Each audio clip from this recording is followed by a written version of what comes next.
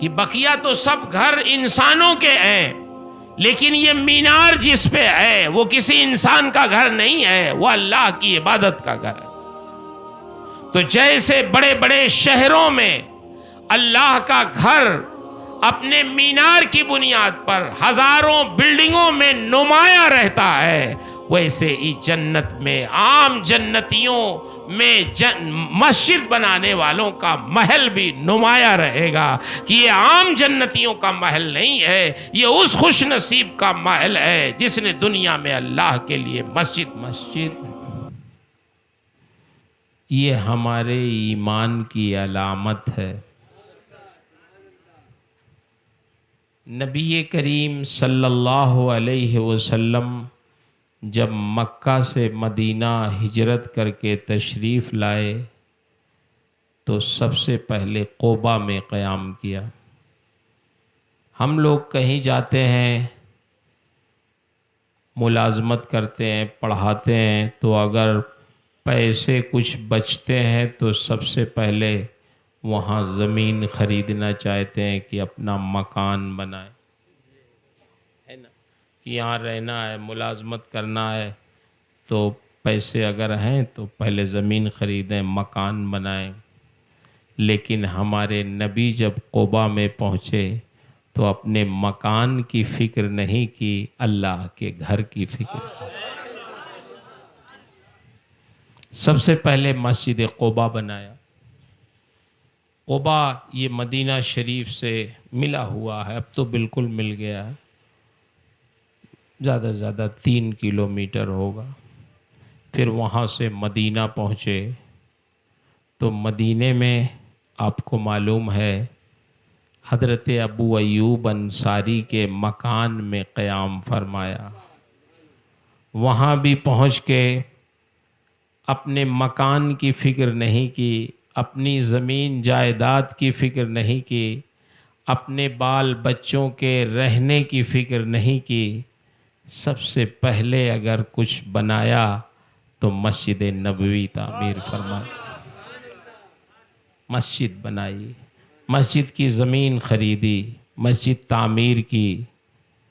اور وہ مسجد کیسی پیاری مسجد تھی اس وقت بھی اور آج تو ہے ہی، کہ دیکھنے میں تو اس کی چھت کھجور کے پتوں کی تھی، ستون اس کے کھجور کے تنوں کے تھے، زمین کچی تھی۔ عرب کی گرمی امسال آپ نے سنا ٹمپریچر 51 تھا، تو کتنے لوگ جاں بحق ہو گئے، ہزاروں لوگ جاں بحق۔ وہاں کی گرمی، اللہ اکبر۔ ایک بار ہماری چپل نہیں مل سکی مسجد حرام میں، جہاں رکھے تھے تو کبھی جھاڑو دینے والے ادھر ادھر کر دیتے، تو پہلے کئی چپلیں لے کے جاتے تھے لوگ کہ ادھر ادھر ہو جائے گی، تو وہاں خریدیں گے تو ریال سے خریدنا پڑے گا، یہاں سستا۔ تو سوچا کہ چلو قیام گاہ پہ تو چپل ہے ہی، پہن لیں گے۔ لیکن حرم شریف جب تک حرم میں تھے تب تک تو ٹھنڈا تھا، لیکن جیسے ہی باہر نکلے قدم رکھا نہیں جائے، لگتا تھا چھالے پڑ جائیں، یعنی چند قدم بھی چلنا دشوار تھا۔ پھر وہ چپل عورتیں بیچتی ہیں، وہ افریقہ کی کالی عورتیں ہوتی بیچتی رہتی، 5 ریال۔ تو پھر ان سے چپل خریدا تو آئے، تو یہ گرمی ایسی۔ آپ مجھے بتائیں، ہم لوگ اب مسجدوں میں تلاشتے ہیں ایئر کنڈیشن لگا ہو تو آرام سے نماز ہوگی، مگر سید الانبیاء اور ان کے صحابہ اسی مسجد میں نماز پڑھتے تھے جس کی چھت کھجور کے پتوں کی تھی۔ اگر کبھی بارش ہو جاتی تو صحابہ کی خاک آلود پیشانیاں گواہی دیتی تھیں کہ آج بارش ہوئی ہے۔ مسجد میں چراغ جلانے کا بھی پہلے کوئی معقول انتظام نہیں تھا، باہر لکڑیاں جلاتے، اسی کی روشنی میں لوگ نماز عشاء پڑھتے۔ کبھی کبھی لکڑیاں جل کر پہلے ختم ہو جاتی، اندھیرا ہو جاتا، لوگ اندھیرے میں نماز پوری کرتے۔ انتظامات تو نہیں تھے، لیکن نماز پڑھنے والے کون لوگ تھے؟ سید الانبیاء تھے، حضرت ابو بکر و عمر تھے، حضرت عثمان، حضرت علی جیسے لوگ تھے، حضرت عبد الرحمن بن عوف جیسے لوگ تھے، ایک سے ایک جلیل القدر صحابہ کرام تھے۔ مسجد بہت بڑی نہیں تھی پہلے، آج بھی سرکار کے زمانے میں جو مسجد تھی اس کی حد لکھی ہوئی ہے، ھذا حد النبی، ھذا حد و مسجد النبی صلی اللہ علیہ وسلم، جگہ جگہ لکھا ہوا ہے، یہ سرکار کے زمانے کی مسجد کی حد ہے لکھی ہوئی۔ سرکار کا وہ منبر بھی ہے، مصلی جہاں آپ کھڑے ہو کر نماز پڑھاتے تھے۔ ایک بار بڑی کوشش کی تو اس جگہ پہ نماز پڑھنے کا موقع ملا، پیشانی جھکانے کا، جہاں سرکار اپنے قدم رکھتے تھے۔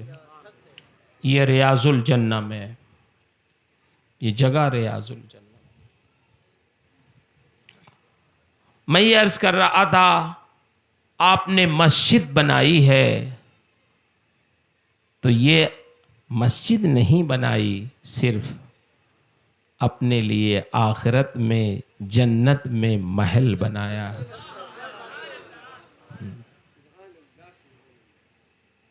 یہ مسجدیں کیا ہیں؟ میں آپ کو تھوڑا تفصیل سے سمجھاؤں، تقریر تو آپ سنتے رہتے ہیں، سن لیجئے گا، کبھی بہت سارے لوگ آتے جاتے ہیں، سمجھ رہے ہیں؟ مسجد نبوی میں پہلی مرتبہ جب چراغ جلا تو کیسے جلا؟ ایک صحابی آئے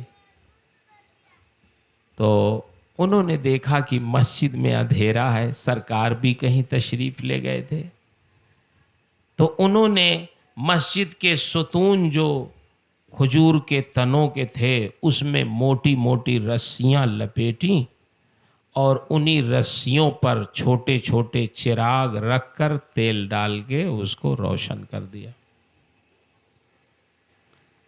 جب چراغ جل گیا تو مسجد پوری روشن ہو گئی، روشن ہوئی مسجد تو سرکار باہر سے تشریف لے آئے، کہیں گئے تھے آ گئے، اور جب مسجد میں نگاہ ڈالی باہر ہی سے تو دیکھا مسجد بالکل روشن ہے۔ کیسے روشن ہے؟ پہلی بار کا مسئلہ تھا۔ اندر آئے تو دیکھا کہ کسی نے کھجور کے ان ستونوں میں رسیاں لپیٹ کر اس پہ بڑے سلیقے سے چراغ چھوٹے چھوٹے رکھ کے جلایا ہے۔ تو اتنے خوش ہوئے سرکار، اتنے خوش ہوئے کہ ارشاد فرماتے ہیں، من اسرجا مسجدی، کس خوش نصیب نے میری مسجد میں چراغ جلایا ہے وہ کھڑا ہو جائے، میں اسے دیکھنا چاہتا ہوں۔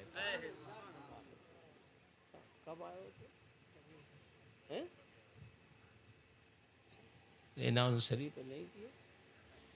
اچھا اچھا۔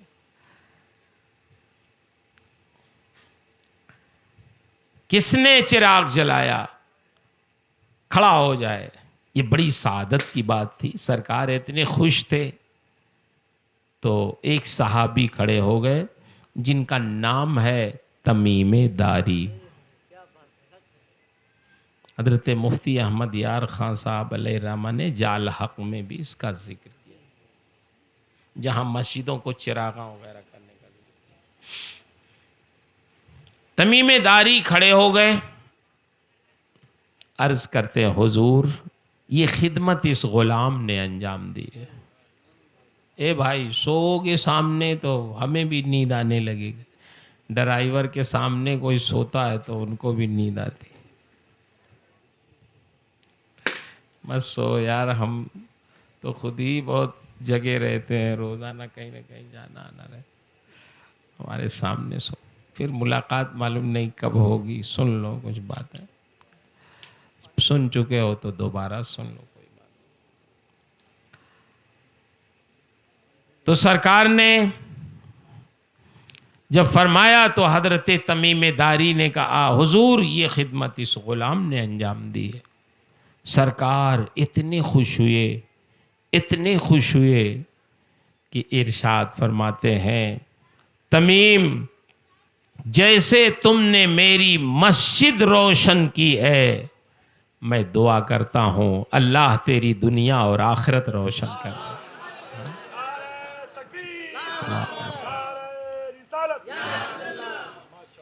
میرے بھائیو اس کا مطلب کیا ہوا؟ اس کا مطلب یہ ہوا کہ جو مسجدوں کو روشن کرتا ہے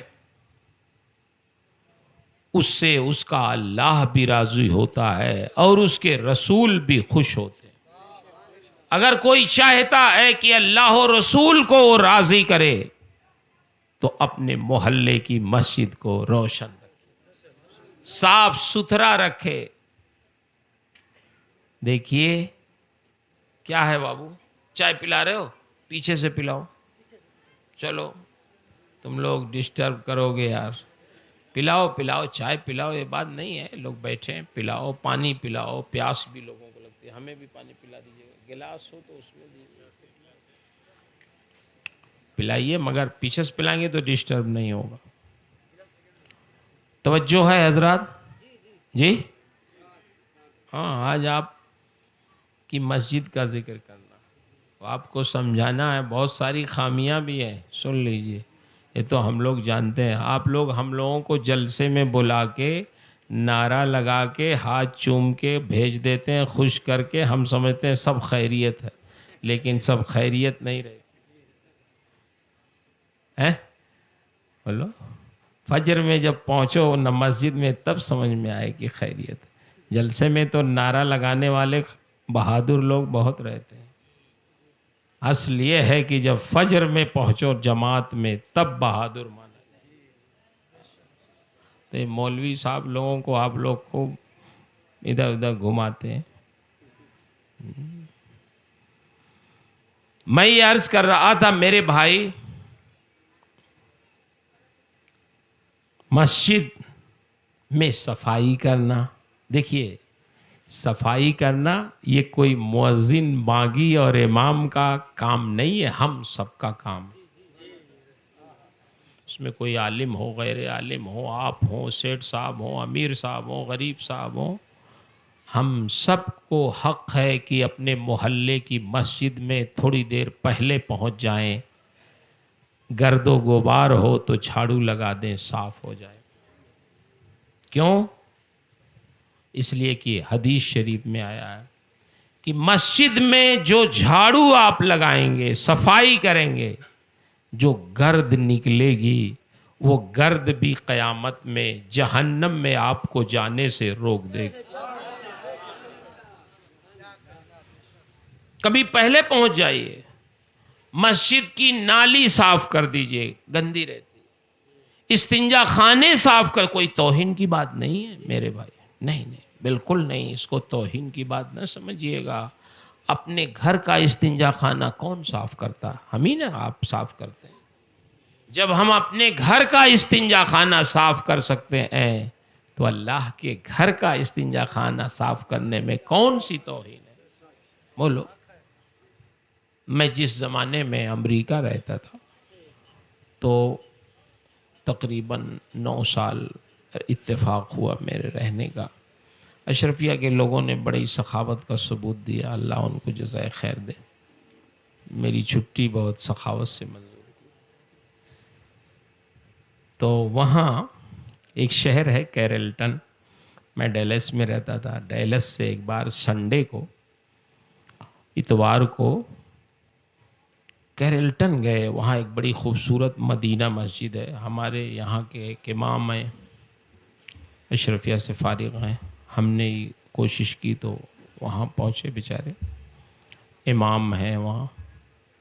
تو میں جب مسجد میں گیا تو دیکھا کہ ایک بہت بڑے ڈاکٹر وہاں کے مسجد کا استنجا خانہ صاف کر رہے ہیں، ڈاکٹر ہیں۔ یہاں ڈاکٹر لوگ تو سیدھے بات نہیں کرتے، ان کے پاس ٹائم ہی نہیں رہتا، ٹائم نکالنا پڑتا ہے، ٹائم کسی کے پاس نہیں رہتا. بولیے، ٹائم نکالنا پڑتا نہیں نکال. آپ کا کوئی بہت ضروری کام ہو، کہیں جا رہے ہو، یہ ہو وہ ہو، پتہ چلا گھر کا کوئی آدمی خدا نخواستہ بیمار ہو گیا، تو کیا کریں گے؟ اب سارا کام چھوڑ کے لے کے جائیں گے نا اس کو علاج کرانے. ٹائم نکالنا پڑا، آپ نے سمجھا یہ ضروری ہے تو ٹائم نکالا آپ نے. تو ٹائم کسی کے پاس نہیں رہتا، ٹائم نکالنا پڑتا. دیکھا کہ وہ استنجا خانہ صاف کر رہے ہیں، میری نگاہ پڑی تو میں نے کہا السلام علیکم ڈاکٹر صاحب، خیریت ہے؟ میری شناسائی تھی، بیچارے بہت شریف آدمی، محبت کرتے تھے. انہوں نے کہا حضرت خیریت ہے؟ فرمائیے کیا بات ہے. میں نے کہا آج کون سا دن ہے؟ آج سنڈے ہے. سنڈے کو امریکہ میں رہنے والے پاگل ہو جاتے ہیں، چھٹی کا دن ہوتا ہے سنڈے کا. کوئی اپنے بال بچوں کو لے کے زو میں جاتا ہے، کوئی ساحل سمندر پہ جاتا ہے، کوئی پکنک منانے جاتا ہے، کوئی کسی رشتہ دار کے وہاں جاتا ہے، کوئی ہوٹل بازی کرنے جاتا ہے. کسی کو ہوش نہیں رہتا اس دن، اور آپ ہیں کہ آپ مسجد کا استنجا خانہ آج صاف کر رہے ہیں. خیریت کیسے؟ کہنے لگے حضرت خیریت ہے تبھی تو آئے ہیں. انہوں نے بات بڑی اچھی کہی، میں آپ کو بتانا چاہتا ہوں. کہنے لگے کہ حضرت ہفتے میں 7 دن ہوتے ہیں،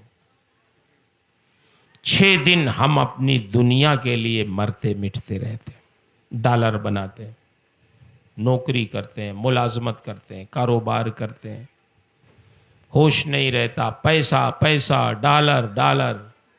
ایک دن سنڈے کا آتا ہے تو اس دن کو ہم اپنی آخرت کے لیے استعمال کرنا چاہتے ہیں، اس ایک دن کو اپنی آخرت کے لیے.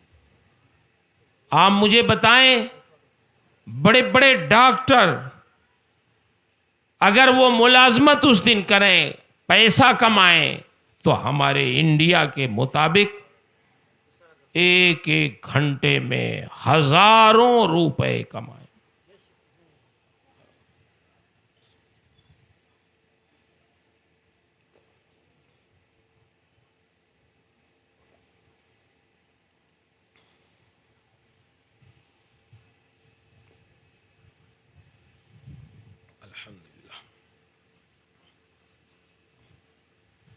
لیکن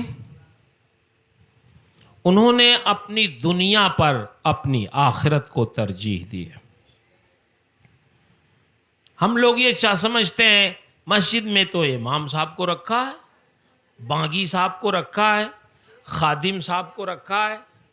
مسجد میں جھاڑو خادم صاحب لگائیں گے، مؤذن صاحب لگائیں گے، ان کو ہم تنخواہ دیتے ہیں. ہمارے دماغ میں رہتا رے اللہ کے بندو، مسجد میں جھاڑو لگانا یہ مؤذن کا کام نہیں ہے، مسجد میں جھاڑو لگانا ہم سب کا کام ہے.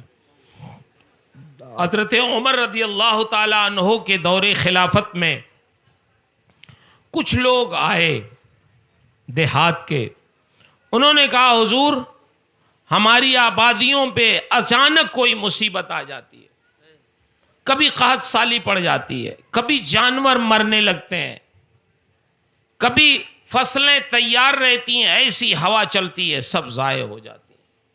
تو کچھ وظیفہ بتائیے، کوئی دعا بتائیے، کوئی ترکیب بتائیے. تو حضرت عمر نے کوئی دعا نہیں بتائی. فرمانے لگے اچھا یہ بتاؤ تمہارے یہاں مسجد میں اذان کون دیتا؟ کون اذان دیتا؟ کہیں گے اذان ہمارے غلام اذان دیتے. اور کون دیتا؟ ہمارے خادم اذان دیتے، ہمارے نوکر اذان دیتے. حضرت عمر نے ارشاد فرمایا ہرگز نہیں، تم نے اذان نوکروں اور غلاموں کا کام سمجھا ہے. جاؤ اگر چاہتے ہو کہ تمہاری آبادی سے مصیبت دور ہو جائے تو جو تمہارے قبیلے کا سردار ہے وہ اذان دے تو مصیبت دور ہو جائے. اذان، ارے کہاں سے آپ کو خیال آ گیا ایسا؟ اللہ جزائے خیر. بس دیکھیے میں اپنے شاگردوں کو بھی سمجھاتا ہوں، خیر یہ تو آپ لوگوں کی محبت ہے، کہ تم لوگ ہم لوگوں کے آنے جانے پہ اٹھتے بیٹھتے ہو درسگاہ میں، جب سامنے نہ رہیں تب دل میں محبت رکھو، سامنے تو لوگ اٹھی بیٹھ لیتے، غائبانے میں استاذ کی محبت رکھو۔ یہ بیٹھے ہوئے ان کو بھی سمجھایا ہوگا شاید، ابھی تو یہ چلیں، بہت بہت شکریہ۔ اب آپ پہن لیجئے اس کو، آپ محنت کرتے ہیں، اصل تو کام یہی لوگ کرتے ہیں، یہ بھی آپ کو سمجھانا۔ تو میں یہ عرض کر رہا تھا میرے بھائی، مسجدوں کی صفائی بھی ضروری ہے، اور صفائی کرنا یہ ہمارا اور آپ کا کام ہے۔ اللہ نے حضرت ابراہیم اور حضرت اسماعیل علیہ السلام کو حکم دیا کہ وَطَهِّرَ بَيْتِيَ لِلطَّائِفِينَ وَالْعَاكِفِينَ وَالرُّكَّعِ السُّجُودِ، کہ یہ میرے پیغمبر ابراہیم اور اسماعیل تم دونوں میرے گھر کو طواف کرنے والوں کے لیے اور اعتکاف کرنے والوں کے لیے، نماز پڑھنے والوں کے لیے صاف ستھرا رکھو۔ کس کو حکم دیا جا رہا ہے؟ بیت اللہ کی صفائی کا۔ اللہ کے جلیل القدر پیغمبر حضرت ابراہیم اور حضرت اسماعیل کو وَطَهِّرَ بَيْتِيَ لِلطَّائِفِينَ، تو انبیاء کو حکم دیا گیا کہ میرے گھر کو صاف ستھرا رکھو، نمازیوں کے لیے، اعتکاف کرنے والوں کے لیے اور طواف کرنے والوں کے لیے۔ اس کا مطلب یہ ہے کہ اللہ کے گھر کو صاف ستھرا رکھنا یہ اللہ کو راضی کرنا ہے۔ تو مسجد میں جائیں گے تب نہ صفائی کریں گے۔ آپ لوگ بناتے تو ہیں بہت شوق سے مسجد، جاتے نہیں ہیں، یہ بڑا مشکل کام۔ کبھی کبھی بنا کے دوسروں کو دے دیتے، ہاں یہی ہوتا، آپ جاتے ہی نہیں۔ مسجد آپ نے بنائی تو میں اس پہ مبارکباد دیتا ہوں، اور حدیث شریف میں آیا آپ کو سناؤں، اللہ کے رسول ارشاد فرماتے ہیں من بنا للہ مسجدا بن اللہ لہ مثلہ بیتن فی الجنہ، جو اللہ کے لیے مسجد بنائے، دیکھیے شرط ہے، مسجد کس کے لیے بنانا ہے؟ اللہ کو خوش کرنے کے لیے، اللہ کو راضی کرنے کے لیے۔ للہ کا لفظ ہے، یہ شروعی میں ہے، من بنا للہ ہے۔ اگر کسی نے اس لیے مسجد بنائی کہ میری واہ واہی ہوگی، میں نے بہت بڑا چندہ دیا، میں نے تعمیر کیا، فلاں سیٹھ صاحب نے اس کو بنوایا، فلاں امیر صاحب نے اس کو بنوایا، کہ لوگ چرچا کریں گے، واہ واہی کریں گے، فلاں صاحب نے بنوایا ہے، تو اس کے لیے خوشخبری نہیں ہے، ان خوش نصیبوں کے لیے خوشخبری ہے جو اللہ کی رضا کے لیے مسجد بناتے ہیں، جو اللہ کو راضی کرنے کے لیے مسجد بناتے ہیں۔ تو اللہ کے رسول ارشاد فرماتے ہیں بن اللہ لہ مثلہ بیتن فی الجنہ، تو اللہ جنت میں اسی طرح کا محل تعمیر فرماتا ہے۔ جنت میں محل مسجد بنانے والوں کا، یہ مت سمجھیے گا جو پوری مسجد بنائے اسی کو محل ملے گا، جو 10 روپیہ بھی چندہ دے گا۔ حدیث شریف میں آیا ہے جو ایک پرندے کے گھونسلے کے برابر بھی مسجد میں حصہ لے گا، اس کو بھی اللہ اجر عطا فرمائے گا۔ پرندے کا گھونسلہ کتنا بڑا ہوتا ہے، اتنا بڑا ہوتا ہے۔ اگر اتنی بھی جگہ آپ نے وقف کر دی مسجد کے لیے، اتنا بھی تعمیر میں حصہ لے لیا آدھے فٹ کے برابر، تب بھی اللہ تعالیٰ آپ کو انشاءاللہ جنت میں محل عطا فرمائے گا۔ آپ نے مسجد جو بنائی میں دیکھ تو نہیں سکا، لیکن کئی بائی کئی کی بنائی، کتنی بڑی؟ 43-42 نہیں چوکور ہے، مطلب ہے نا۔ اچھا یہ بتائیے کہ 43 بائی 42 فٹ کی مسجد بنائی ہے تو جنت میں محل بھی اتنا ہی ویسے ہی ملے گا؟ بولیے، حدیث شریف میں آئے کہ اسی کے مثل محل ملے گا۔ کیا مطلب مثل کا؟ یہ مفتیان کرام بیٹھے، مفتی ابراہیم صاحب اور علماء کرام ہیں. اسی کے مثل ملنے کا کیا مطلب ہے؟ بولو. آپ نے تو مسجد اتنی بڑی بنائی ہے، اور جنت میں محل کتنا بڑا ہوتا ہے. حافظ جی لوگوں کا محل جنت میں جانتے کتنا بڑا ہوگا؟ ایک حافظ قرآن کا محل کتنا بڑا ہوگا؟ یقال لصاحب القرآن یا صاحب القرآن. ایک حافظ قرآن سے کہا جائے گا یہ حافظ قرآن جنت میں داخل ہو جا. اللہ فرمائے گا جنت میں داخل ہو جا اور قرآن پڑھ. کیسے؟ ورتل کما ترتل فی الدنیا. ترتیل کے ساتھ پڑھ، حدر کے ساتھ نہیں، تدویر کے ساتھ نہیں، ترتیل کے ساتھ ٹھہر ٹھہر کے پڑھ اور جنت میں چلتا جا. فَإِنَّ مَنزِلَكَ عِنْدَ آخِرِ آیَةٍ تَقْرَؤُهَا. جہاں آخری آیت ختم کرو گے وہاں تک ساری جنت تمہاری ہو جائے گی. ایک حافظ کی جنت کتنی بڑی ہے، کتنی لمبی. اللہ 30 پارہ پڑھنے میں اگر بھولا نہیں ہو تو کتنا چل لے گا. اللہ اکبر. دنیا میں کسی بادشاہ کا محل اتنا بڑا نہیں ہوگا جتنا بڑا محل ایک حافظ قرآن کا ہوگا. یہ خوش نصیبی ہے. تو آپ کی مسجد، آپ نے مسجد بنایا تو جنت میں محل اسی طرح کا نہیں، یہ مطلب نہیں ہے حدیث کا. شارحین فرماتے ہیں اس کا مطلب میں آپ کو سمجھاؤں کہ اس کے مثل جنت میں محل ملے گا. کیا مطلب؟ آج کل آپ بنارس جاتے ہیں، بلیا تو چھوٹا شہر ہے، لکھنؤ جائیے، بارہ بنکی ابھی شروع نہیں ہوتا ہے کہ بلڈنگوں کی قطار شروع ہو جاتی. بولے بنارس جائیے، گورکھپور میں بھی اب بلڈنگیں بننے لگی ہیں بہت. یہ بتائیے لکھنؤ بنارس جائیے، بلڈنگوں کو شمار کر سکتے ہیں؟ بولے نہیں شمار کر. بے شمار بلڈنگیں بڑے بڑے شہروں میں ہوتی ہیں. لیکن جب کسی بلڈنگ پر مینار نظر آ جاتا ہے تو آپ کو کیا سمجھ میں آتا؟ بولے کہ بقیہ تو سب گھر انسانوں کے ہیں، لیکن یہ مینار جس پہ ہے وہ کسی انسان کا گھر نہیں ہے، وہ اللہ کی عبادت کا گھر ہے. تو جیسے بڑے بڑے شہروں میں اللہ کا گھر اپنے مینار کی بنیاد پر ہزاروں بلڈنگوں میں نمایاں رہتا ہے، ویسے ہی جنت میں عام جنتیوں میں مسجد بنانے والوں کا محل بھی نمایاں رہے گا کہ یہ عام جنتیوں کا محل نہیں ہے، یہ اس خوش نصیب کا محل ہے جس نے دنیا میں اللہ کے لیے مسجد بنائی. بولو بھائی بات سمجھ میں آ رہی ہے؟ تو خوش نصیبی کی بات ہے کہ نہیں ہے؟ آپ نے مسجد بنائی، اللہ آپ کے رزق میں برکتیں عطا فرمائے.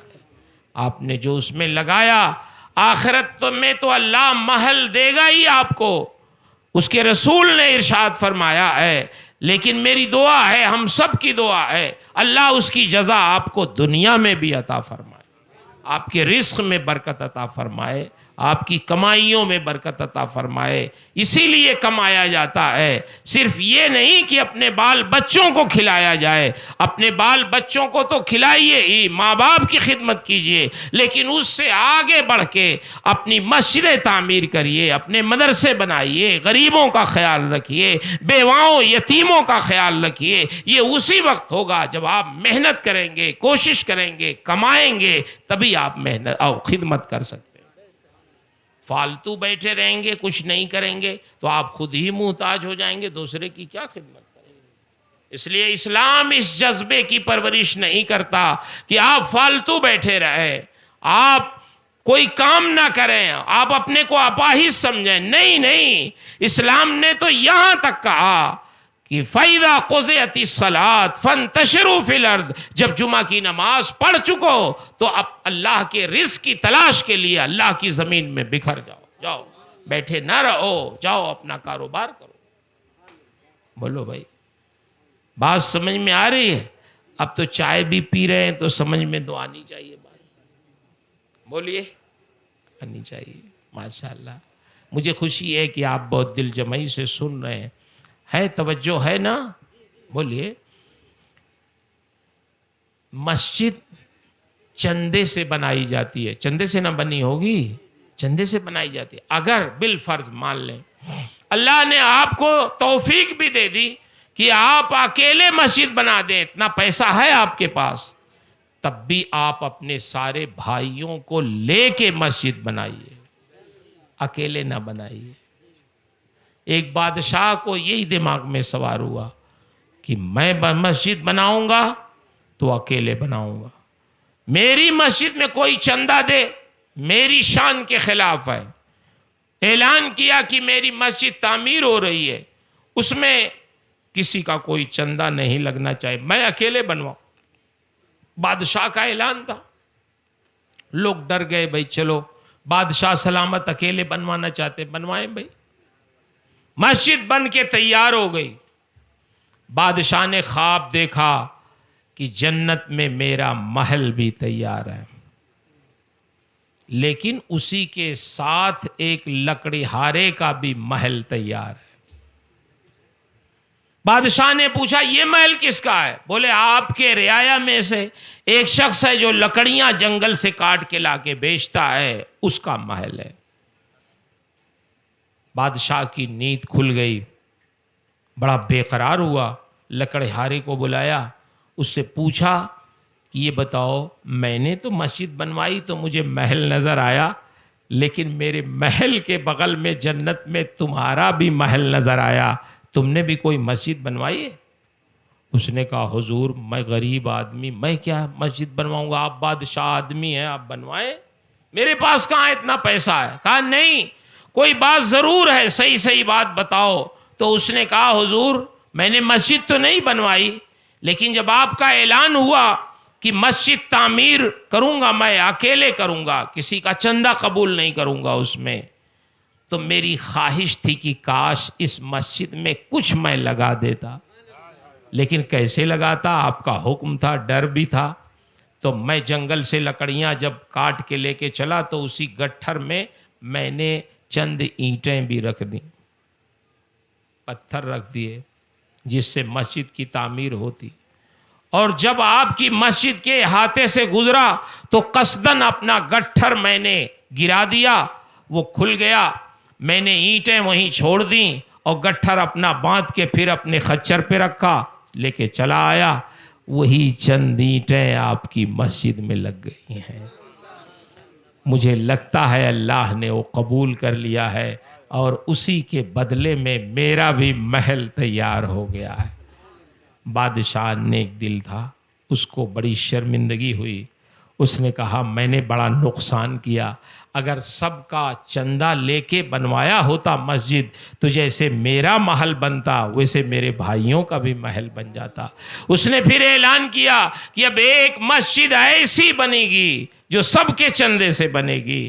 میں نہیں چاہتا کہ جنت میں صرف اکیلا میرا محل بنے، میں چاہتا ہوں جنت میں میرے تمام بھائیوں کا محل بنے، چندے سے ایک مسجد بنائی جائے. تو میں اس لیے کہہ رہا ہوں اگر اللہ استطاعت دے بھی کسی مرد مومن کو تو آپ کسی کا چندہ نہ روکیے، سب سے لیجئے، 10 روپے 5 روپے 100 روپے 1000 لاکھ جو بھی کوئی دے قبول کیجئے، تاکہ ہمارے سارے بھائی بہنوں کا محل جنت میں تعمیر ہو جائے. تو یہ تو بہت بڑا کام ہوا، اللہ تعالیٰ قبول فرمائے اسے. لیکن آپ کو معلوم ہونا چاہیے مسجد بنا کے چھوڑیے نہیں. ہمارے سرکار صرف مسجد میں نماز ہی نہیں پڑھتے تھے، اسی مسجد سے صحابہ کی ساری تربیت فرمائی. اس مسجد میں نے بتایا کھجور کے پتوں کی چھت، ستون کھجور کے تنوں کے صفہ ہے. یہی صحابہ کا ہاسٹل تھا. صحابہ اسی پہ بیٹھے رہتے. جو مکے سے ہجرت کر کے مدینہ آئے تھے ان کا کوئی مکان نہیں تھا، کوئی رہنے کی جگہ نہیں تھی، کوئی معقول کھانے پینے کا انتظام نہیں تھا. اسی پہ بیٹھے رہتے، کوئی دے دیا کھا لیا، اور دن رات سرکار سے علم حاصل کرتے تھے. اللہ کے رسول نے اسی مسجد میں بیٹھ کر ہزاروں صحابہ کی تربیت فرمائی، کسی کو خلافت کی تعلیم دی، کسی کو علم حدیث پڑھایا، کسی کو فقہ میں ماہر کیا، کسی کو علم میراث میں ماہر کیا، کسی کو سپہ سالار بنایا، کسی کو صوفی بنایا، جیسا جو پڑھنا چاہتا تھا اکیلے سید الانبیاء نے سب کو پڑھایا۔ ایک ارب نے آدمی کا بول بالا کر دیا، خاک کے ذروں کو ہمدوشے سریا کر دیا، خود نہ تھے جو راہ پہ اوروں کے ہادی بن گئے، کیا نظر تھی جس نے مردوں کو مسیحا کر دیا۔ اس مسجد میں آج بھی آپ دیکھیں گے، جب آپ جائیں حج کے لیے، اللہ آپ کو توفیق دے، عمرے کی توفیق دے، جائیں تو سر اٹھا کے ریاض الجنہ میں دیکھیے گا، یہ ستون عائشہ ہے، یہ ستون ابو لبابہ ہے، یہ ستون حرس ہے، یہ ستون وفود ہے، یہ ستون سریر ہے۔ ستون سریر نبی کریم صلی اللہ علیہ وسلم کی اعتکاف کی چارپائی وہاں بچتی تھی۔ ستون وفود بادشاہوں کی طرف سے جو وفود آتے، سرکار ان کو وہاں بیٹھاتے تھے، ان سے ملاقات کرتے تھے۔ ستون حرس حضرت علی رضی اللہ تعالیٰ عنہ رات بھر کھڑے ہو کر پہرا دیا کرتے تھے۔ ستون ابو لبابہ، جس ستون سے حضرت ابو لبابہ نے اپنے آپ کو باندھ رکھا تھا، وہ ستون بھی محفوظ ہے۔ ستون عائشہ، جس جگہ حضرت عائشہ نے بتایا تھا کہ سید الانبیاء راتوں کے سناٹے میں جا کے نماز پڑھتے ہیں، ضرور کوئی خاصیت ہے، وہاں دعائیں قبول ہوتی ہیں، وہ ستون عائشہ ہے۔ یہ سارے ستون مسجد نبوی کے ریاض الجنہ میں ہے۔ اللہ کے رسول اس مسجد سے صرف نماز کا کام نہیں لیتے تھے، بلکہ ہزاروں صحابہ کی تعلیم و تربیت کا بھی کام لیتے تھے۔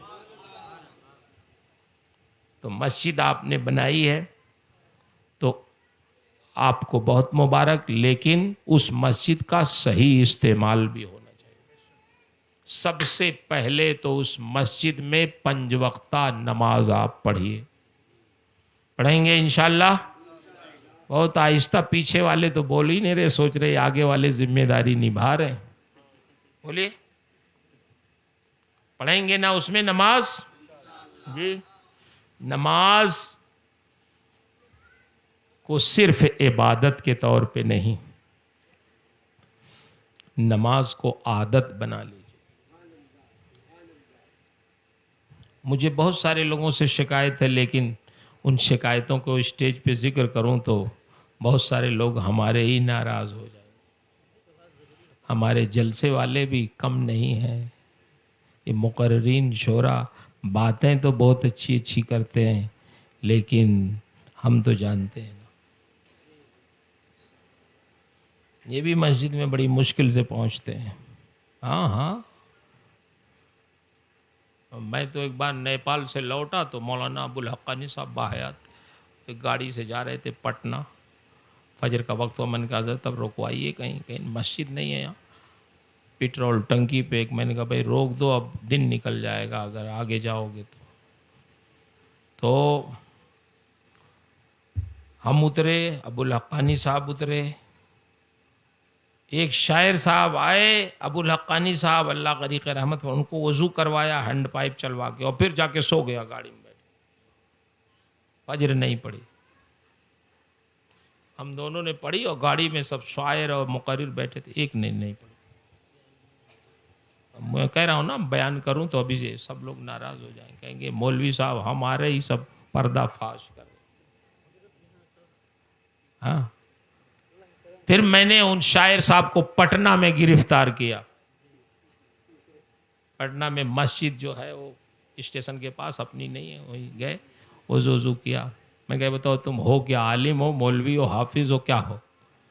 نعت پڑھتے ہو تو کہتے ہو عشق رسول میں ڈوب کر نعت پڑھو، کمبخت کہیں کہ نماز تم نے چھوڑ دیا، کون ہو تم؟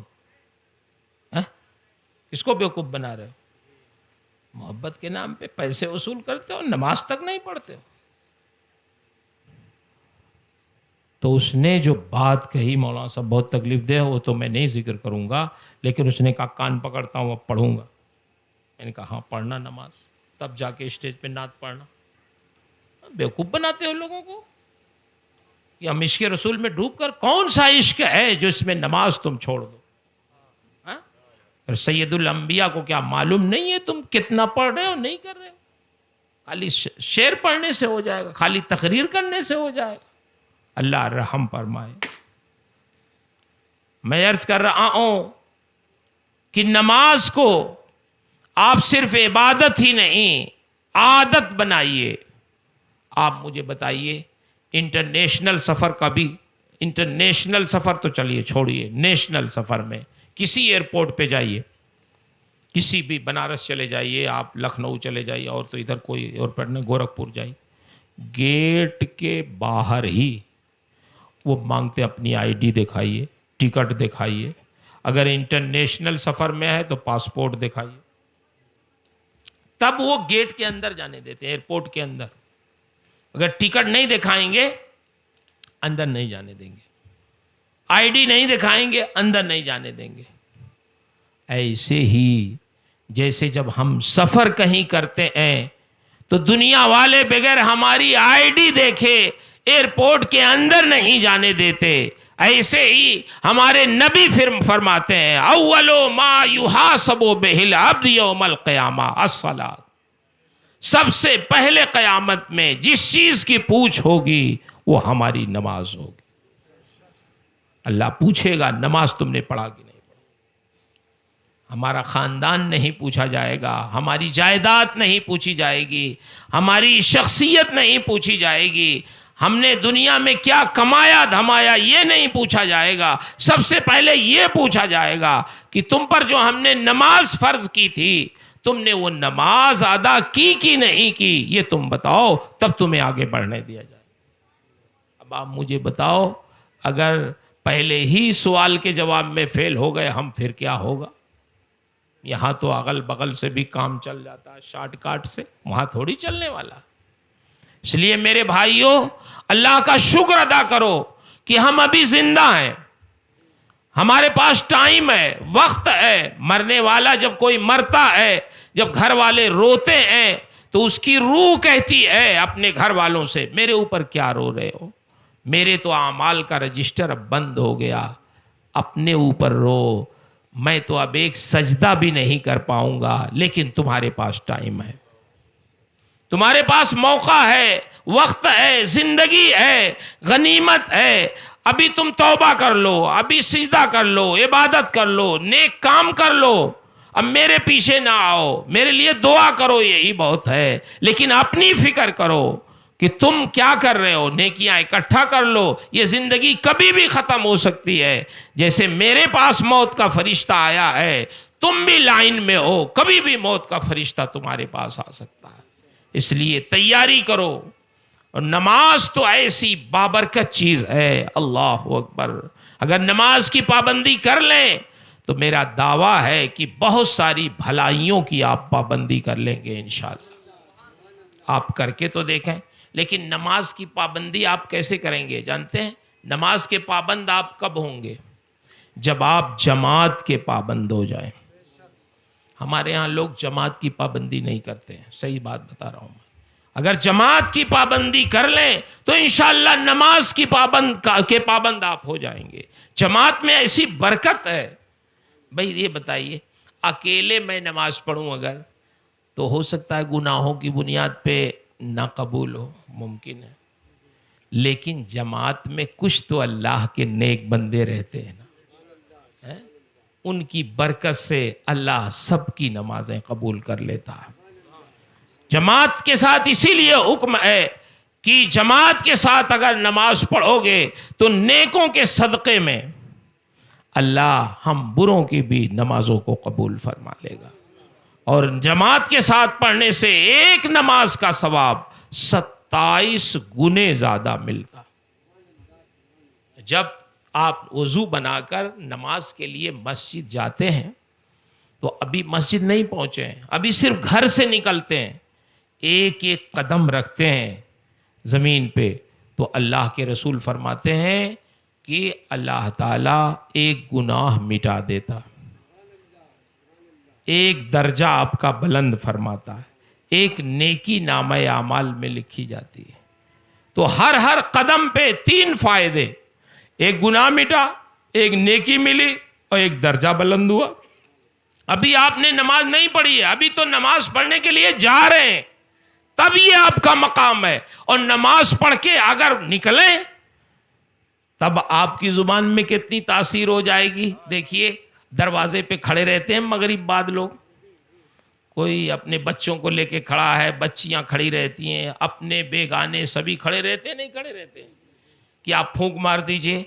نماز پڑھ کے آئیں، آپ کی زبان پاکیزہ ہے، اللہ کا نام لے کے آئیں. تو ہوتا بھی یہی ہے کہ جب آپ پھونک دیتے ہیں تو آپ یا ہم جیسے بھی ہوں لیکن اللہ کا نام لے کے آئے ہیں تو اللہ اس میں اثر پیدا فرما دیتا. نماز کی برکت یہ ہے. میرے بھائی، میری ماؤں، میری بہنوں سے بھی، بیٹیوں سے بھی گزارش ہے کہ آپ نماز پڑھیں. آپ کا بڑا اہم کردار ہے. آپ گھر میں اپنے شوہروں کو جگائیں، صبح میں اپنے بچوں کو جگائیں، اپنی بچیوں کو جگائیں، اپنی بہوؤں کو جگائیں. نماز کے وقت سب کو بیدار کریں، گھر میں ماحول پیدا کریں نماز کا. اور نماز پڑھ لیں تو تھوڑی دیر کے لیے قرآن شریف ہاتھ میں لیں، 1 رکوع 2 رکوع تلاوت کریں. جس گھر میں قرآن پڑھا جائے گا تو اللہ کی رضا اور خوشنودی اور برکتیں اس گھر میں نازل ہوں. تو ہماری ماؤں بہنوں کا بڑا اہم کردار ہے.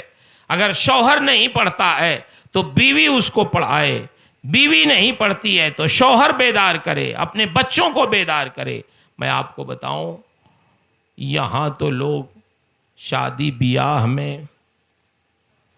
چہرہ دیکھتے ہیں، گاڑی میں بھر بھر کے لوگ جاتے ہیں نا دیکھنے کے نام پہ، بولیے چہرہ دیکھ کے آ جاتے ہیں. کھانا وانا کھا کے لفافہ آج کل عورتوں کو مردوں کو ملتا بڑھیا مل جائے تو پھر کہتے ہیں رشتہ بہت اچھا ٹھیک. ہمارے ایک دوست تھے امریکہ میں، حیدرآباد کے تھے، عبدالرؤف قادری نام، سارے اچھے آدمی تھے، ابھی بھی ہیں. ان کے ایک لڑکے تھے ڈاکٹر سوال، ڈاکٹری پڑھتے تھے جب ہم وہاں تھے. تو اب ماشاءاللہ وہ بہت اچھے ڈاکٹر ہو گئے، نوجوان ہیں بہت اچھے. اب تو میں چھوڑ دیا لیکن رمضان میں جاتا ہوں. تو اب وہ ڈاکٹر ہو گئے تو اب جب جاتا ہوں تو اپنے بیٹے کو لے کے آتے ہیں ملنے. ماشاءاللہ بہت اچھا بیٹا ہے وہ. تو کہنے لگے مولانا صاحب اب یہ تو ڈاکٹر ہو گئے، آپ نے بڑی دعا کی تھی ان کے لیے، دیکھیے ڈاکٹر ہو گئے، اب دعا کر دیجئے ان کی شادی ہو جائے. ارے میں نے کہا ڈاکٹروں کی شادی ہونے میں کیا دیر ہے بھائی، یہاں تو پیسہ ڈاکٹروں اور وکیلوں کے پاس رہتا، تو شادی ہونے میں کہ نہیں رشتے تو بہت آتے ہیں لیکن یہ ہمارے ڈاکٹر صاحب انٹرویو بڑا سخت لیتے ہیں. وہ کہتے ہیں ابو وہ بچی جس سے شادی ہونی ہے نا ہماری ملاقات کروائی. تو وہاں یہ سب ملاقات کوئی مسئلہ نہیں. اب تو یہاں بھی کوئی بہت مسئلہ نہیں رہ گیا الا ماشاءاللہ دیہاتوں کی کچھ تہذیب. تو وہ ڈاکٹر صاحب اس بچی سے پوچھتے ہیں نماز پڑھتی ہیں کہ نہیں پڑھتی ہیں. بچی سے جس سے شادی ہونا ہے شوہر پوچھتا ہے نماز پڑھتی ہو کہ نہیں پڑھتی ہو، قرآن کی تلاوت کرتی ہو کہ نہیں کرتی ہو، قرآن کی کتنی صورتیں تمہیں یاد ہے ذرا سناؤ تو. ایک ہونے والا شوہر اپنے ہونے والی بیوی سے یہ انٹرویو لیتا ہے. یہ امریکہ کی بات بتا رہا ہوں میں، جہاں آگے پیچھے دائیں بائیں دنیا ہے. وہ لڑکیاں جو یونیورسٹیوں میں پڑھی ہوئی ہوتی ہیں وہ کہتی ہیں ڈاکٹر صاحب آپ ہماری ڈگری پوچھئے، ہماری صلاحیت پوچھئے، ہماری سندیں پوچھئے، یہ شادی سے قرآن کی صورتوں کا کیا تعلق ہے؟ تو ڈاکٹر صاحب کہتے ہیں تعلق ہے. ہم نے کتابوں میں پڑھا ہے کہ جس دل میں قرآن کی کوئی صورت محفوظ نہیں ہے وہ دل ویران گھر کی طرح ہے.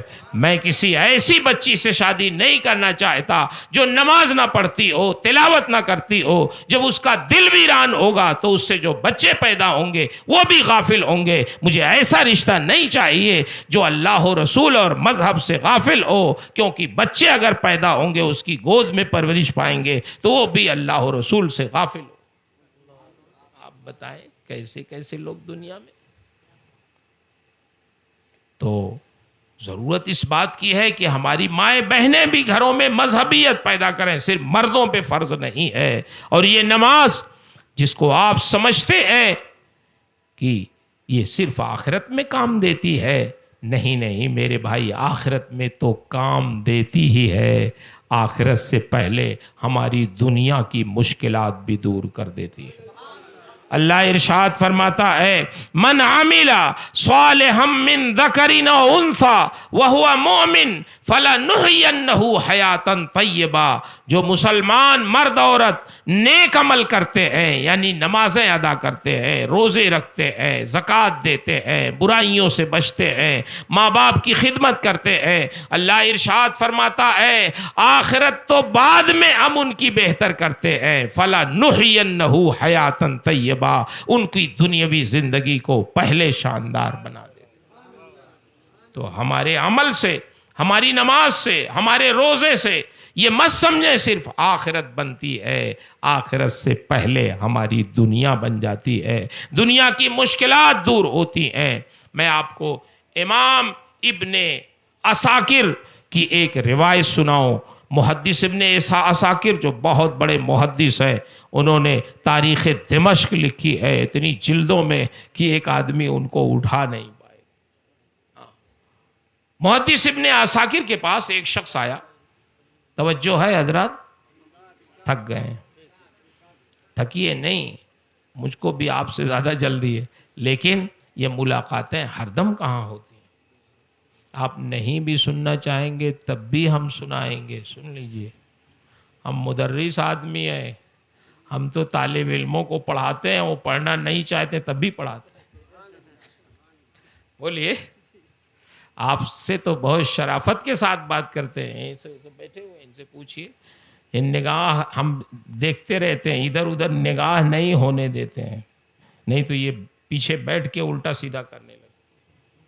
ہاں آپ تو موبائل سے کھیلنے لگتے ہیں پیچھے۔ طالب علموں کو بہت نگاہ رکھنی پڑتی ہے۔ آپ لوگ تو داخلہ کرا کے چلے آتے ہیں گھر، رات میں ٹی وی دیکھتے ہیں، سوتے ہیں ٹھاٹھ سے، لیکن ان سے پوچھئے جو مدرسوں میں پڑھاتے ہیں، 2 بجے رات میں ٹھنڈیوں میں چپکے سے جا کے ان کا کمرہ کھلوا کے ان کا لحاف اٹھا کے دیکھنا پڑتا ہے کہ یہ سو رہے ہیں کہ موبائل سے کھیل رہے ہیں۔ یہ موبائل سے کھیلتے ہیں، جب درسگاہ میں آتے ہیں تو اونگتے ہیں، تب پتہ چلتا ہے رات میں کیا کرتے ہیں۔ بہت نگاہ رکھنی پڑے، تب کہیں مولانا بنتے ہیں جا کے۔ 9 سال تک ان کے پیچھے لگنا پڑتا ہے، 3-4 سال حافظ لوگوں کے پیچھے حافظ لوگ لگتے ہیں، رات دن ایک کرتے ہیں پڑھانے میں، تب کہیں حافظ اور مولانا بنتے ہیں۔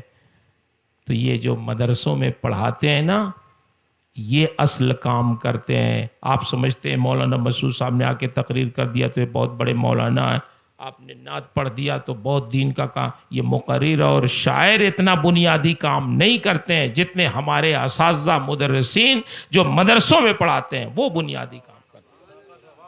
یہی امام پیدا کرتے ہیں، یہی شاعر پیدا کرتے ہیں، یہی مقرر پیدا کرتے ہیں، یہی عالم اور مدرس اور پیر اور فقیر بناتے ہیں۔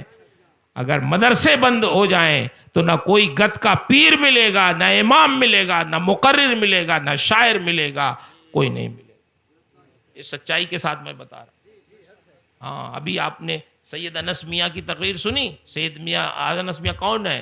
ان کو کئی سال ہم نے پڑھایا، اشرفیہ میں پڑھے، تب آج تقریر کر رہے ہیں۔ ہاں نہیں پڑھتے کیسے ہوتا؟ تو یہ جو آپ کے گاؤں میں بھی مدرسہ ہے نا، بولے مدرسہ ہے مفتی صاحب، آپ لوگ پڑھاتے ہیں؟ میں آپ سے بہت ادب کے ساتھ کہہ رہا ہوں، مولانا مسعود صاحب کی عزت کرنے کی اتنی ضرورت نہیں ہے۔ ٹھیک ہے، مہمان ہونے کے بعد کی وجہ سے آپ ہماری عزت کرتے ہیں، اللہ جزا دے، لیکن میں آپ سے بہت التجانا اور گزارش کر کے کہوں گا کہ مجھ سے کہیں زیادہ اپنی مسجد کے امام کی عزت کیجیے، اپنے مدرسے کے مدرسین کی عزت کیجیے، اپنے آبادی کے ان علماء کی جو آپ کی تربیت کرتے ہیں، جو آپ کو نماز پڑھاتے ہیں، جو آپ کے بچوں کو پڑھاتے ہیں۔ اصل آپ کے محسن وہ ہیں جو 24 گھنٹہ آپ کو سروس دیتے ہیں۔ کوئی انتقال کرتا ہے اس کی جنازہ وہ پڑھاتے ہیں، کوئی بیمار ہوتا ہے اس کے لیے دعا کرنے جاتے ہیں، کسی کا انتقال ہوتا ہے 40ویں میں وہ فاتحہ پڑھتے ہیں، کسی کا یہاں بچہ پیدا ہوا اس کے کان میں اذان اور اقامت رات کے 2 بجے اٹھ کے جاتے ہیں۔ مولانا مسعود صاحب مبارک پور سے آ کے یہ کام نہیں کر سکتے ہیں، یہ کام مولانا ابراہیم صاحب کرتے ہیں، حافظ صاحب کرتے ہیں، آپ کے اساتذہ کرتے ہیں، اس لیے ہم سے کہیں زیادہ عزت ان کی کیجیے۔ بولیے کریں گے نہیں کریں گے؟ میں گیا، ابھی بات تو میری رہی گئی لیکن آپ کو سمجھا دوں، زندگی کا کوئی بھروسہ نہیں ہے، آدمی پھر ملاقات ہونا ہو۔ بنگال گیا، پورنیہ ضلع میں، آپ لوگ ذرا برا نہ مانیے گا، تو دستار بندی کا جلسہ تھا، چونکہ اب ہمارے شاگرد تو ہندوستان کے بلکہ بیرون ہند بھی سب ہیں، جہاں جائیے ملتے ہیں، تو سب شاگرد لوگ تھے، بلائے تھے۔ دستار بندی کا جلسہ تھا، دستار ہوئی، اس کے بعد شاعر صاحب آئے، انہوں نے صاحب صحرا پڑھنا شروع کیا، تو اتنا نوٹ کی وہ اسٹیج سامنے بھر گیا۔ پھر میرا اعلان ہوا، میں بیٹھا، میں نے کہا گنوارو تمہیں کچھ پتا ہے کہ آج انعام کس کو دینا چاہیے؟ یہ لڑکے جو آج حافظ قرآن ہوئے، کس نے ان کو پڑھایا؟ جاہل سے حافظ کس نے بنایا؟ کہاں حافظ صاحب؟ تو پیچھے بیچارے بیٹھے تھے دبے لچے۔ میں نے کہا آگے آئیے، یہاں بیٹھیے۔ میں نے کہا سنو، اب کوئی انعام کسی مقرر اور شاعر کو نہیں دینا ہے، آج ان بچوں کے استاذ کو دینا، جس نے تمہارے بچوں کو جاہل سے حافظ قرآن بنا دیا۔ چلو اٹھو سب لوگ، بغیر کوئی انہیں دیے جائے گا نہیں۔ تو الحمدللہ سب لوگ اٹھ گئے اور آ کے اتنا پیسہ دیا کہ وہ جو پہلے دیا تھا اس سے کئی گنا زیادہ۔ میں نے کہا کہ یہ سب اکٹھا کرو، حافظ صاحب کے رومال میں اس کو باندھو قاعدے سے۔ میں نے کہا حافظ صاحب اب آپ یہ رومال کسی کو مت دیجیے گا، سیجے لے جا کے اپنے کمرے میں تالا لگائی، نہیں تو کتنے لوگ گننے کے بدلے مار دیں گے۔ پھر میں مدرسے میں آیا، جب جلسہ ختم کر کے تو حافظ صاحب کہنے لگے حضرت آج مزہ آ گیا۔ میں کہا چلو اچھی بات ہے، تمہارا بھلا ہو گیا۔ لیکن یہ اچھی بات ہے۔ دیکھیے میں بمبئی بھی جاتا ہوں، بمبئی میں ہمارے بہت شاگرد ہیں، تو وہاں بھی میری عادت تو نہیں پوچھنے کی کیا پاتے ہیں کیا نہیں پاتے ہیں، لیکن کبھی کبھی پوچھ لیتا ہوں تو پتا چلا کہ ارے بمبئی جیسے شہر میں اتنی کم تنخواہ۔ تو وہاں کے ٹرسٹیوں کو میں بلاؤ، ٹرسٹی لوگ کون ہے؟ پتا چلا اس میں ہمارے علاقے کے لوگ سب ہیں۔ بلا میں ادھر آؤ، ہمارے علاقے کا اتنی تنخواہ دیتا، بمبئی میں شرم نہیں آتی تم کو؟ اتنا تو تم اپنے دروازے پہ کسی دربان کو رکھو تو کوئی نہیں ملے گا جتنے میں تم حافظ قاری امام تلاشتے۔ غیرت نہیں آتی؟ مسجد کا پیسہ کیا کرو گے لے جا کے؟ تم تو کسی دوسری مسجد میں بھی نہیں لگا سکتے اس کو، اس لیے خرچ کرو اس کو۔ تو اللہ کا شکر ہے، کہتے کہتے خیر وہ 13,000 تک پہنچے ہیں، ابھی کئی بار کہنا۔ تو مجھے تو نہیں معلوم آپ لوگ کیا دیتے ہیں، لیکن میرے بھائیوں ہم لوگوں کو جو آپ دیتے ہیں نا، شاعروں کو، مقرروں کو، بڑے بڑے شاعر کو بلاتے ہیں لوگ 35,000 روپے، پہلے وہ اکاؤنٹ میرے ڈلوا لیتے ہیں۔ آئے اگر آواز بیٹھ بھی گئی تو ان کا کوئی نقصان نہیں ہے، اب آپ دوڑیے ادھر ادھر، وہ پہلے اسی لیے ڈلوا لیتے ہیں، آواز کا کوئی بھروسہ نہیں ہے، اگر وہ نہیں پڑھ پائیں گے تو آپ آدھا کر دیں گے نظر آنا، تو ہوشیار لوگ پہلے ڈلوا لیتے ہیں۔ 1 گھنٹہ 2 گھنٹہ 1 رات کا نذرانہ 35,000 روپے آپ دیتے ہو، اور جو مہینے بھر آپ کو نماز پڑھاتا ہے اس کو 10,000 روپیہ دیتے دیتے تو لوگ ایک دم پریشان ہو جاتے۔ بولیے 10,000 روپیہ بھی نہیں دیتے اس بیچارے کو، ارے بھائی اس کے بھی بال بچے ہیں، ساری چیزیں۔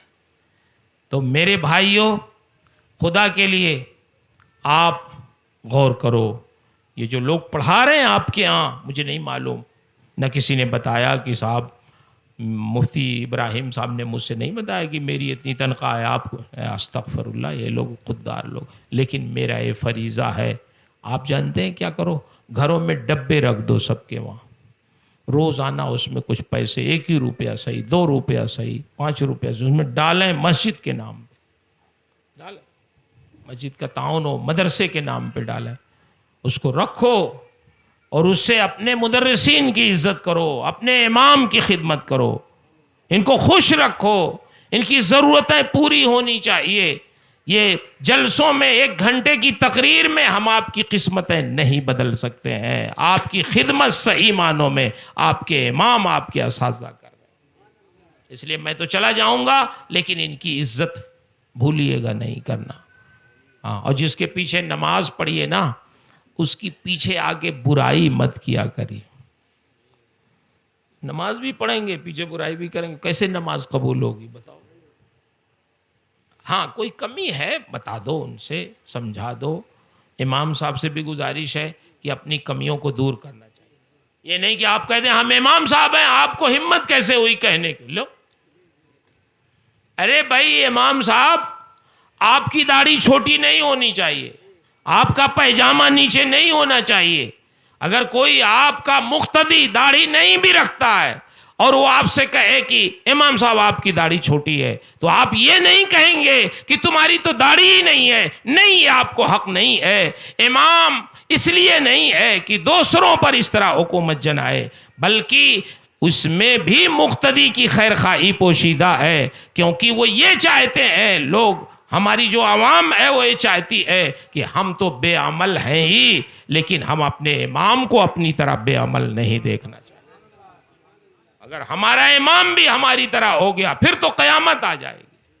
تو اس لیے ہمیں بھی اپنی اصلاح کرنی چاہیے، لیکن محبتیں باقی رکھیے گا، عزت کریے گا، اور ان کی تنخواہوں پر بھی نظر ثانی کیجیے گا۔ اگر کم ہوگی تو نظر کیجیے گا، اس مہنگائی میں تو 10,000 سے کم کسی کی تنخواہ نہیں ہونی چاہیے، بہت مہنگائی ہے۔ یہ جلسے جلوس والوں کا نذرانہ کاٹ دیجئے گا، چلے گا، لیکن ان کی تنخواہ میں کوئی کمی نہ۔ ہاں، میں عرض کیا کر رہا تھا ذرا سن لیجئے، پھر بات ختم کرتا ہوں میں۔ محدث ابن عساکر کے پاس ایک شخص آیا، اس نے کہا حضور میں اپنی زندگی کا ایک واقعہ سنانا چاہتا ہوں۔ کہا سناؤ، جلدی کرو۔ اس نے کہا حضور میں ٹراولز کا کام کرتا تھا۔ ٹراولز آپ کو سمجھانے کے لیے میں کہہ رہا ہوں، میں اپنے خچر پہ سوار کر کے دمشق سے قریب کے جو شہر ہیں وہاں لوگوں کو پہنچاتا، جو مزدوری ملتی اس کو میں لے کے گھر آتا۔ شام کو میرے ماں باپ، میری بیوی، بچے سب انتظار کر رہے ہوتے تھے۔ میں جب وہ لے کے آتا تو اس سے کچھ سامان خرید کے، کھانے پینے کے غلے لے کے آتا، پھر کھانا بناتا، تیار کرتا، ہم لوگ سب کھاتے۔ یہی میرا کام تھا دن بھر کا۔ ایک دن میں اپنا خچر لیے کھڑا تھا، انتظار میں تھا کوئی سواری آئے بیٹھا ہوں۔ ایک شخص آیا، بہت اچھے لباس میں تھا، گفتگو بہت اچھی کرتا تھا، بڑا بااخلاق تھا۔ اس نے مجھ سے پوچھا کہ مجھے فلاں شہر جانا ہے، مجھ کو پہنچا دو گے؟ میں نے کہا بالکل پہنچاؤں گا، میرا تو کام ہی ہے یہ، بیٹھیے تشریف رکھیے۔ اس نے کہا پیسے بتاؤ کتنے لوگے؟ میں نے بتایا۔ اس نے کہا ٹھیک ہے، پیسے تم کوئی غیر مناسب نہیں لے رہے ہو، بہت صحیح ہے، کہو تو پیسے میں تمہیں ابھی دے دوں۔ میں نے کہا نہیں، میں پہلے پیسے نہیں لیتا ہوں، جب میں آپ کو منزل تک پہنچا دوں گا تب آپ پیسے دیجئے گا۔ اس کو میں نے بیٹھا۔ میں اتنا خوش تھا کہ آج میں نے بہت اچھے انسان کو سوار کیا ہے۔ اتنے اچھے لوگ تو بڑی مشکل سے ملتے ہیں کہ جو پیسہ پہلے دینا چاہتے ہوں۔ باتیں کتنی اچھی یہ کرتا ہے۔ جب کچھ دور میں دمشق سے باہر چلا گیا، نکل گیا، اس نے مجھ سے کہا رکو، کہاں لے کے جا رہے ہو مجھے؟ میں نے کہا اسی شہر لے کے جا رہا ہوں جس شہر آپ نے مجھے بتایا۔ کہا نہیں، یہ راستہ بہت لمبا ہے جس راستے سے تم جا رہے ہو، میں تمہیں سیدھا راستہ بتاتا ہوں۔ میں نے کہا وہ راستہ مجھے نہیں معلوم جو آپ کہہ رہے ہیں۔ اس نے کہا بیوقوف مت بنو، میں تمہارے ساتھ ہوں، میں بتاؤں گا نا راستہ اپنے شہر کا، تم کیوں پریشان ہو؟ میں نے سوچا یہ بھلا آدمی جانتا ہے، لے جائے گا۔ میں اس کے کہنے پہ اس کے راستے پہ چل دیا۔ جب کچھ دور چلنے لگا دیکھا سنسان علاقہ، نہ کوئی آبادی نہ کوئی شہر، یہاں تک کہ وہ راستہ پہاڑوں کی کھوہ میں جا کے ختم ہو گیا۔ ہر طرف سے پہاڑ، ایک طرف سے راستہ، زمین نشیبی۔ اب جب میں اپنے خچر کو لے کے وہاں پہنچا تو وہ میرے خچر سے کود گیا۔ ابھی میں نے خچر کھڑا بھی نہیں کیا تھا، وہ کود گیا اور اپنی آستین سے خنجر نکالا اور فضا میں اس نے لہرانا شروع کیا۔ اس نے کہا، اے اللہ کے بندے، زمین پہ دیکھ، تمہیں کچھ نظر آ رہا ہے؟ اب میں نے جب زمین پہ نگاہ ڈالی تو کیا دیکھتا ہوں کہ کچھ لاشیں ہیں تازہ، کچھ بوسیدہ ہڈیاں ہیں، کچھ لوگوں کی کھوپڑیاں ہیں، انسانوں کے سر ہیں۔ میں تو میرے رونگٹے کھڑے ہو گئے۔ میں نے کہا، اے اللہ کے بندے، تو یہ کہہ رہا تھا کہ یہ راستہ میرے شہر جاتا ہے، اور تو یہاں لے آیا جہاں مقتل ہے۔ یہاں تو انسانوں کی لاشیں نظر آ رہی ہیں، انسانوں کی کھوپڑیاں نظر آ رہی ہیں، ان کی ہڈیاں نظر آ رہی ہیں، تو کہاں مجھے لے کے آ گیا؟ وہ کہا لگایا، ہنسا۔ اس نے کہا، سن، یہی ہمارا شہر ہے، یہی ہم رہتے ہیں، یہی ہماری جگہ ہے۔ میں نے کہا، کیا مطلب؟ کہا، میں ڈاکو ہوں، ایسے ہی دھوکے سے تم جیسے لوگوں کو لے آتا ہوں اور اسی خنجر سے ان کا سر قلم کر کے ان کے خچر پر، ان کے مال و اسباب پہ قبضہ کر لیتا ہوں، یہی میرا کام ہے۔ میں نے کہا، اے اللہ کے بندے، تو باتیں تو بڑی اچھی کر رہا تھا، میں تو بڑی غلط فہمی میں تھا کہ آج میں نے بہت اچھے انسان کو سوار کیا ہے، لیکن اب تو میری جان کے در پہ ہے۔ میں نے تمہارا کیا نقصان کیا ہے؟ میں نے تمہیں تمہاری منزل پہ پہنچایا، میں غریب آدمی ہوں، تو مجھے قتل کر دے گا؟ کہا، ہاں ہاں، یہاں سے کوئی واپس نہیں جاتا، یہ دیکھ لاشیں، یہ گواہی دے رہی ہیں کہ کوئی یہاں سے واپس نہیں جاتا، تو بھی نہیں جائے گا، تھوڑی دیر کا تو مہمان ہے۔ میں نے کہا، اے اللہ کے بندے، مجھے قتل کر کے تو کیا پائے گا؟ چل، تمہیں میرے مال کی ضرورت ہے، لے لے، جو میں نے آج کمایا ہے وہ سب لے لے، میرا یہ خچر لے لے، لیکن مجھ کو معاف کر دے، مجھے جانے دے۔ اس نے کہا، سن، اب یہ نہ کہہ کہ یہ میرا خچر ہے، اب تیرا خچر کیسے؟ یہ تو اب میرا ہے، تیرے پاس جو کچھ ہے یہ میرا ہے، اب تو اپنی جان کی فکر کر۔ تجھے اس لیے میں نہیں جانے دوں گا کہ اگر میں تمہیں چھوڑ دوں تو تو جا کے پتہ بتا دے گا ہمارا، ہم پکڑے جائیں گے، قتل کیے جائیں گے، اس لیے ہم یہاں لانے کے بعد کسی کو نہیں واپس جانے دیتے۔ اب تو تھوڑی دیر کا مہمان ہے، تیری کوئی خواہش ہو تو تو بتا۔ میں تو بڑا رنجیدہ ہوا۔ میں نے کہا، اللہ کے بندے، تو مجھے قتل کر دے گا اگر، تو میں اکیلا قتل نہیں ہوں گا، میرے ماں باپ بے سہارا ہو جائیں گے، میری بیوی بیوہ ہو جائے گی، میرے چھوٹے چھوٹے بچے یتیم ہو جائیں گے۔ وہ شام کو جب میں جاتا ہوں تو میری راہ دیکھ رہے ہوتے ہیں، اور جو میں کماتا ہوں اسی سے میں انہیں کھلاتا پلاتا ہوں۔ مجھے قتل نہ کر، میرا ایک پورا خاندان تباہ و برباد ہو جائے گا۔ لیکن اس کے جسم میں دل کے بجائے پتھر تھا، پتھر بھی کبھی خوف خدا سے لرز جاتا ہے تو پانی نکلنے لگتا ہے، لیکن اس کا دل اتنا سخت تھا کہ میری باتوں سے بھی نرم نہیں ہوا۔ اس نے کہا، اس طرح کی فریاد ہم روز سنتے ہیں، ہمارا دل نرم نہیں ہوتا، تو اپنے آپ کو قتل ہونے کے لیے تیار کر لے۔ میں نے کہا، اچھا یہ بتا، کیا اتنی مہلت تو دے گا کہ 2 رکعت نماز پڑھ کے میں اپنے رب کی بارگاہ میں توبہ کر لوں، پھر تو مجھے قتل کر، تاکہ جب دنیا سے جاؤں تو توبہ کر کے تو جاؤں، اپنے گناہوں کی معافی مانگ کے تو جاؤں، کیا اتنی مہلت تو مجھے دے گا؟ اس نے کہا، ہاں، چل نماز پڑھ لے، مگر لمبی نماز نہیں پڑھنا، نماز پڑھ کے تو اپنے آپ کو میرے حوالے کر دے۔ میں نے جب دیکھا کہ اس نے نماز کی اجازت دی، نماز کی نیت باندھ کے کھڑا ہو گیا۔ اب سورہ فاتحہ الحمدللہ رب العالمین پڑھنا چاہتا ہوں، لیکن زبان پہ الحمدللہ رب العالمین جاری نہیں ہوتا، یہ صورت میرے ہونٹوں پہ، میری زبان پہ جاری نہیں ہوتی۔ میں بہت شرمندہ ہوا، اپنے رب کی بارگاہ میں رونے لگا، اے اللہ، کیا میں اتنا گنہگار ہوں؟ یہ اپنی زندگی کی آج آخری نماز میں پڑھنا چاہتا ہوں، اور آخری نماز میں بھی تیرا کلام میری زبان پہ جاری نہیں ہوتا جو سورہ فاتحہ میں ہر نماز کی ہر رکعت میں پڑھتا تھا، آج وہ صورت میری زبان پہ نہیں جاری ہوتی، کیا بات ہے؟ اتنے میں قرآن کی ایک آیت میری زبان پہ بے ساختہ جاری ہوئی، امن یجیب المضطر اذا دعاہ ویکشف السوء، جس کا ترجمہ ہے کون ہے جو پریشان حال کی پریشانیوں کو دور کرے اور اس کی دعا کو قبول کرے۔ اللہ نے قرآن میں اس آیت کو نازل فرمایا ہے کہ جب یہ آیت کوئی بندہ پڑھ کے اپنے رب کو پکارتا ہے، امن یجیب المضطر اذا دعا ویکشف السوء، تو پھر رب کی رحمت متوجہ ہوتی ہے۔ وہی آیت میری زبان پہ جاری ہوئی، بار بار پڑھنے لگا اور اتنا مہ ہو گیا پڑھنے میں کہ کچھ خیال ہی نہیں رہا کہ میں نے کیا وعدہ کیا ہے رہزن اور ڈاکو سے۔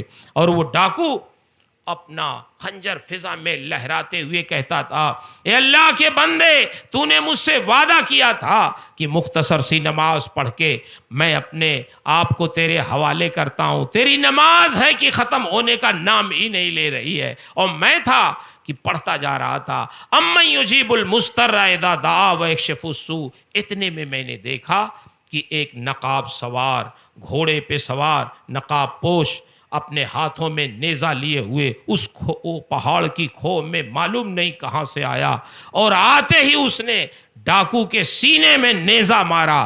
ڈاکو گرا، کچھ دیر تڑپا اور تھوڑی دیر کے بعد مر کے ٹھنڈا ہو گیا۔ میں نے اپنی نماز کا سلام پھیرا، اور جب سلام پھیرا میں نے سوچا کہ اس آنے والے نقاب پوش سے کہوں، یہ اللہ کے بندے تو کون ہے، کہاں سے آیا؟ اتنے میں نے دیکھا کہ اس نے اپنے گھوڑے کی لگام موڑا اور چلتا بنا۔ میں نے آواز دیا، اے اللہ کے بندے ٹھہر جا، خدا کے لیے اتنا تو بتا دے کہ اتنا بڑا احسان تو نے میرے اوپر کیا، میرے قاتل سے میری جان تو نے بچائی، تو کون ہے؟ تجھے کیسے پتا چلا؟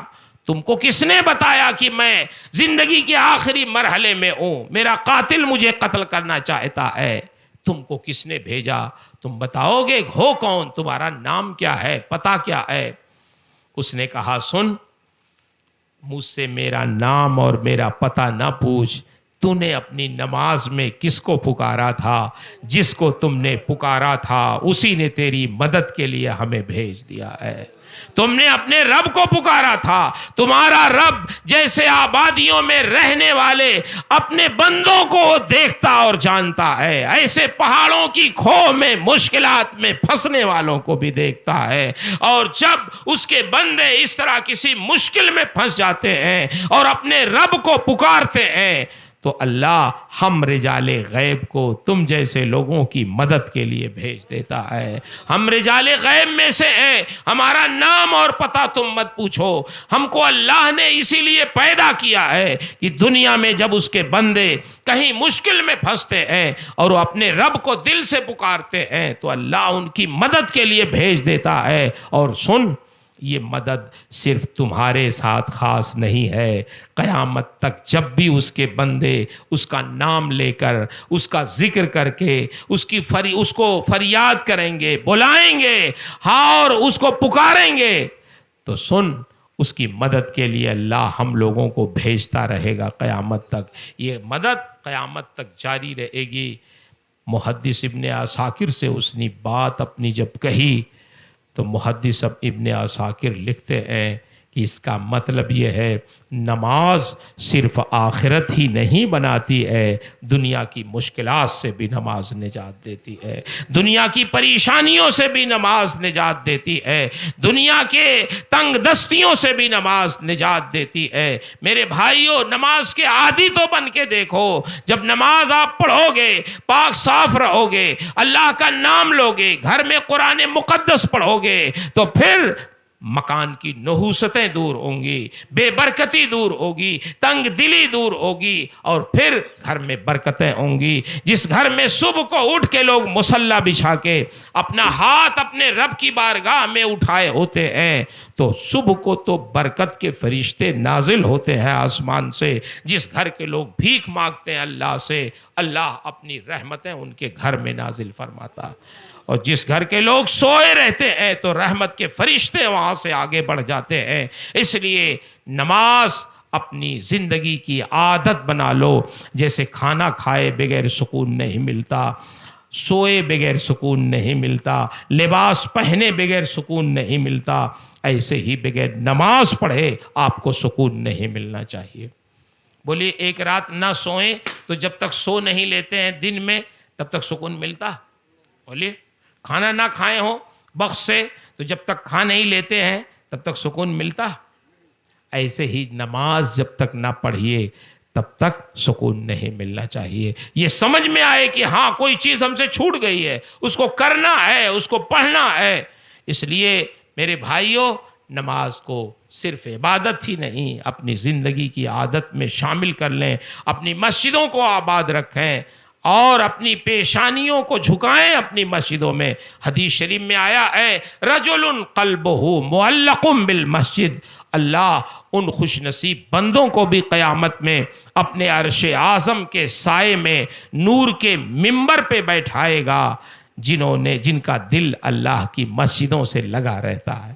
کہ ابھی ظہر پڑھ کے آئے پھر خیال ہے ابھی عصر پڑھنے جانا، عصر پڑھ کے آئے ابھی مغرب پڑھنے جانا ہے، مغرب پڑھ کے آئے ابھی سونا نہیں ہے، نماز عشاء پڑھ کے سونا ہے. جس کو یہ خیال ہر دم ستاتا رہے تو سمجھ جاؤ اس کا دل مسجد سے لگا ہے. قیامت میں اللہ اسے محشر کی دھوپ میں نہیں رکھے گا، اپنے عرش اعظم کے سائے میں نور کے منبر پہ رکھے گا. میرے بھائیوں کتنا آپ کو سمجھائیں، قیامت کا ایک دن ہوگا بس. کتنا بڑا ہوگا؟ 50,000 سال کے برابر. 25,000 آدھا دن بھاگ دوڑ میں ختم ہو جائے گا. حضرت آدم کے پاس جائیں گے، حضرت نوح کے پاس جائیں گے، کہاں کہاں جائیں گے کہ حساب کتاب ہو جائے. سب کہیں گے نہیں جاؤ اذهبوا الی غیری، میرے علاوہ فلاں کے پاس جاؤ، فلاں کے پاس جاؤ. آدھا دن اسی میں ختم ہو جائے گا. اور زمین تانبے کی ہوگی، سورج سوا نیزے کے فاصلے پر ہوگا. اولین و آخرین اس میدان میں اکٹھا ہوں گے. گرمی ایسی ہوگی کہ لوگ یہ سوچیں گے کہیں سے ابر کا بادل کا ٹکڑا اگر آ جاتا سر پہ سایہ کر دیتا تو کچھ آرام مل جاتا. لیکن سرکار ارشاد فرماتے ہیں الیوم لا ظل الا ظلہ، آج عرش اعظم کے رب کے عرش اعظم کے سائے کے علاوہ کہیں چھپنے کی کوئی جگہ نہیں ہوگی. لوگ پریشان ہوں گے، پسینہ اتنا نکلے گا لوگوں کے جسموں سے کہ اس تانبے کی زمین میں 70 گز اندر چلا جائے گا، پھر اوپر آئے گا. کسی کے ٹخنے تک پسینہ، کسی کے گھٹنے تک پسینہ، کسی کے کمر تک پسینہ، کسی کے گلے تک پسینہ، کسی کے ہونٹوں تک پسینہ. اس طرح لوگ پسینے میں ڈوبے ہوں گے. اس عالم میں اللہ کا منادی پکارے گا اینا فلاں ابن فلاں، اینا فلاں ابن فلاں، فلاں کے بیٹے فلاں کہاں ہیں، فلاں کے بیٹے فلاں کہاں ہیں، فلاں کے بیٹے فلاں کہاں ہیں. نام لے کے فرشتہ پکارے گا. لوگ سمجھ جائیں گے ہم کو بلایا جا رہا ہے. کہیں گے فرشتے اے اللہ کے بندو یہ تمہاری جگہ نہیں ہے، تمہیں دھوپ میں نہیں رہنا ہے، چلو اللہ نے اپنے عرش کے سائے میں تمہارے لیے نور کی کرسیاں لگوایا ہے، وہاں بیٹھ جاؤ. وہ جا کے بیٹھ جائیں گے. جب بیٹھیں گے وہ تو ان کے چہرے ایسے نورانی ہو جائیں گے کہ دائیں نور، بائیں نور، آگے نور، پیچھے نور، نور علی نور. ان کے چہرے ایسے چمکدار ہوں گے کہ اہل محشر جب دیکھیں گے تو کہیں گے اللہ یہ لوگ تو ابھی ہمارے درمیان تھے، کون سا ایسا عمل کیا ہے کہ تو نے ان کا نام لے لے کر کے محشر کی کڑی دھوپ سے نکال کر اپنے عرش اعظم کے سائے میں نور کے منبر پہ بیٹھایا. یہ کون خوش نصیب ہیں؟ تو معلوم ہے جواب ملے گا اے اہل محشر سنو، یہ میرے وہ بندے ہیں جو دنیا میں کاروبار کرتے تھے، دکان کرتے تھے، تجارت کرتے تھے اور بڑی مصروف زندگی تھی ان کی. بہت سارے لوگ ہمارے کہتے ہیں مولوی صاحب آپ تو مولوی آدمی، آپ کے پاس ٹائم ہی ٹائم رہتا ہے نماز کا. ہم سے پوچھئے، ہم بہت مصروف رہتے ہیں، ہم دکان چلاتے ہیں. سنو دکان چلانے والوں، کوئی احسان نہیں کر رہے ہو نہ اللہ پہ، نہ رسول پہ، نہ مولوی صاحب. اپنے اوپر احسان کرو. جس رب نے تمہیں دکان دیا ہے اس کا شکر تو ادا کرو گے نہیں کرو گے؟ یہ دکان بھی تمہاری کوششوں سے نہیں ہوئی ہے، یہ اللہ کے فضل سے ہوئی ہے. اسی کو بھول جاؤ گے جس نے تمہیں عزت دی. تو اللہ کی طرف سے منادی پکارے گا، اے اللہ کے بندو، اے اہل محشر سنو، یہ میرے وہ بندے تھے جو دنیا میں دکان کرتے تھے، تجارت کرتے تھے، کاروبار کرتے تھے، اپنی تجارت میں ڈوبے رہتے تھے، بیچ رہے ہوتے تھے، پیسہ گن رہے ہوتے تھے. اسی وقت میری مسجدوں سے اذان کی آواز آ جاتی تھی، اور جیسے ہی اذان کی آواز آتی تھی تو یہ میرے بندے اپنی تجارت چھوڑ کر، اپنی دکان بند کر کے، اپنا کاروبار چھوڑ کر سیدھے میری مسجد میں آ جاتے تھے، اور آ کے اپنے عمل سے ثابت کرتے تھے کہ اللہ، ہماری تجارت سے تو ہمیں بہت محبت ہے، لیکن اس سے کہیں زیادہ تیری مسجد سے محبت ہے، تیری اذان سے محبت ہے، تیری نماز سے محبت ہے. یہ علامت ہے کہ اللہ، تیری نماز کے لیے ہم نے اپنی دکان چھوڑ دی، اپنا نفع چھوڑ دیا، اپنی سوداگری چھوڑ دی، تیرے گھر میں آ کے یہ ہم ثابت کرنا چاہتے ہیں کہ اپنی دکان سے زیادہ ہم تجھ سے محبت کرتے ہیں، تیری مسجد سے محبت کرتے ہیں، تیری نماز سے محبت کرتے ہیں. تو یہ حال ہے کہ ایسے میرے بندے، اللہ فرمائے گا کہ اہل محشر جو میرے بندے دنیا میں میری محبت میں تھوڑی دیر کے لیے اپنی دکان چھوڑ دیتے تھے، میں ان کو میدان محشر میں دھوپ میں نہیں رکھوں گا، اپنے عرش اعظم کے سائے میں نور کی کرسیوں پہ بیٹھا ہوں گا. یہ عزت ان کی ہے جو نماز کی پابندی کرتے ہیں. نماز پڑھو، پابندی کرو، اور جماعت کے ساتھ نماز پڑھو. میری یہ آپ سے گزارش ہے، انشاءاللہ نماز جماعت کے ساتھ 40 دن، 1 مہینہ، 2 مہینہ پڑھ لو تو انشاءاللہ نماز کی محبت دل میں پیدا ہو جائے گی. اور پھر جب نماز کی محبت پیدا ہو جائے گی تو انشاءاللہ جیسے کھائے بغیر سکون نہیں ملتا، جیسے سوئے بغیر سکون نہیں ملتا، جیسے کپڑا پہنے بغیر سکون نہیں ملتا، ویسے ہی آپ کو نماز کے بغیر سکون نہیں ملے گا انشاءاللہ. تو میرے بھائیوں، میری ماؤں، میری بہنوں، میری بیٹیوں، آپ تمام حضرات سے گزارش ہے کہ مسجد تو آپ نے بنائی ہے، لیکن اس کو اپنے سجدوں سے آباد بھی کیجیے. ڈاکٹر اقبال نے، ان کے ہاں لاہور میں لوگوں نے کچھ مسئلہ چل رہا تھا تو ایک رات میں مسجد بنا کے کھڑی کر دی مسلمانوں نے، ایک رات میں. تو ڈاکٹر اقبال نے اسی مسجد کے بنانے والوں کو مخاطب کر کے کہا کہ مسجد تو بنا لی شب بھر میں، یعنی رات بھر میں، مسجد تو بنا لی شب بھر میں، ایمان کی حرارت والوں نے، من اپنا پرانا پاپی تھا، برسوں میں نمازی بن نہ سکے. مسجد تو ایک رات میں بنا کے کھڑی کر دی اور نمازی برسوں میں بھی نہیں بن سکے. تو ایسی مسجد نہ بنائیے کہ صرف بنا کے اسے چھوڑ دیجئے، اسے آباد رکھیے، ورنہ یہ مسجدیں بھی قیامت میں آپ کے خلاف گواہی دیں گی. مسجد میں پہلے پہنچیے، کوشش کیجئے اذان دے دیجئے، کبھی کبھی اس میں جھاڑو لگائیے، صفائی کیجئے، مسجد میں پہنچ کر کچھ اللہ کی تسبیح پڑھ لیجئے، اور اللہ توفیق دے تو تہجد کی بھی نماز پڑھیے.